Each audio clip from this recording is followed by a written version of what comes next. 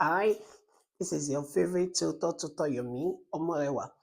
Okay, this is our second method of solving differential equation. I started differential equation from the scratch, and then after which I considered um, using separable variable to solve differential equation.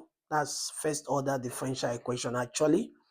And then this is the second method that we can use in solving first order differential equation. So you can say linear differential equation where we also call integrating factor. So there are three things that we normally have to look at. There's a standard expression. So number one, look at it.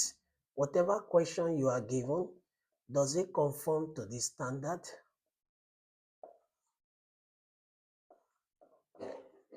Because you might be asking and be wondering that why are we not using separable variable? Obviously, you cannot use separable variable. It's limited here because you cannot distinctly separate y and x. It's not possible. You can't do that.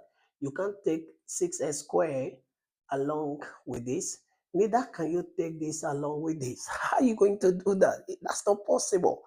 And because you cannot distinctly separate y one side and x one side, then we cannot use separable variable. So the right method to employ become the linear differential equation. So now I think this is almost looking like what I have here. Number two thing we consider is the integrating factor, which is our p dx. And then number three step, we now consider this our f equals to integral of f qx dx.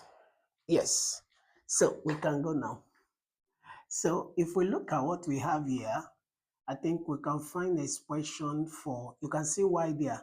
So that means my px is what? Is 3 over x, yes. And my qx, or let me say q, is s. Okay, so there's no need to even put, I could just do it this way. I could just do it this way, so my q. Now, the next thing is to find my integrating factor. Integrating factor, okay? But sometimes the question will not be straightforward as this, so you have to panel beat it. You have to do some division, some multiplication until it look like the standard. It has to look like the standard before you make any move. Else, whatever you're solving will not be correct. So let's go. So we have our integrating factor equals to p dx. And here, what's our p? Our p is 3 this.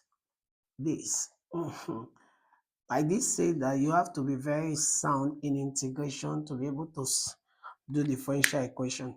So to do this now, this is the same thing. And you know, the integral of 1 over x is ln x. So you can take this 3 outside.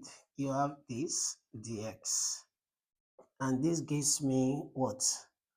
3 ln x. So that is the same thing as what? My integrating factor is the same thing as saying that E ln, for the law of log, you have this. That's correct. And whenever you have exponential, listen to this one. Whenever you have an exponential raised to power of ln and all that, your final answer is going to be this.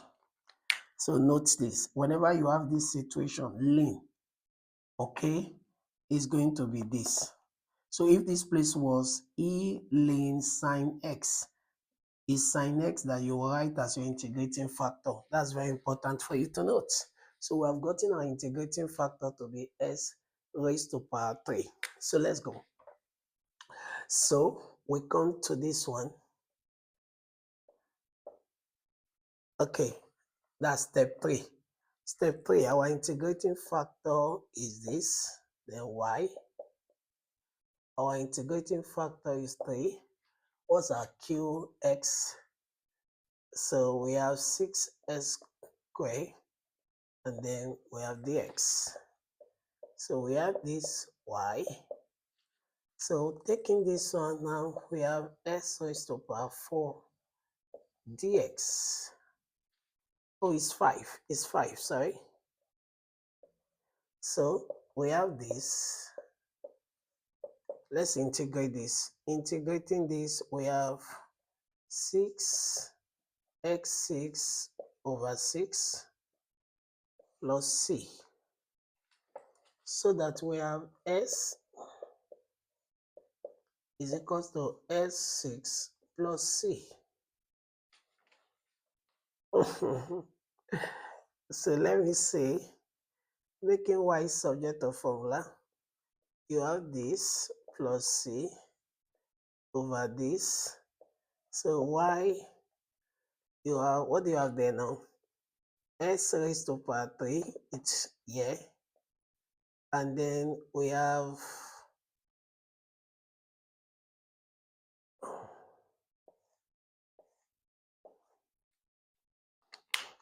so this will divide this. So you have this, and you could take this one off there. So you have s raised to power minus 3c. I think that's very simple, right? Bye.